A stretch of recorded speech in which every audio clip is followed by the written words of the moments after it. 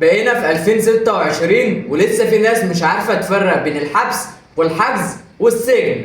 اعمل لايك وفولو وتعالوا نبسطها لكم. أول حاجة الحجز ده قبل أي حكم، يعني أنت لسه متهم مش مجرم، بتبقى في الاسم تحت إيد المباحث مستني النيابة تقول كلمتها. تاني حاجة الحبس ده عقوبة بس مش أشد، مدة محددة وبتنفذ غالبا في سجن عمومي، غالبا بتبقى في الجنة.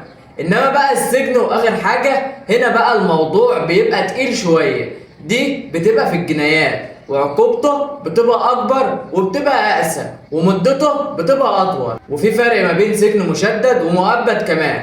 الخلاصة اللي انا عاوز افهمها للناس، مش كل اللي ورا القضبان مجرمين، ومش كل حكم زي التاني.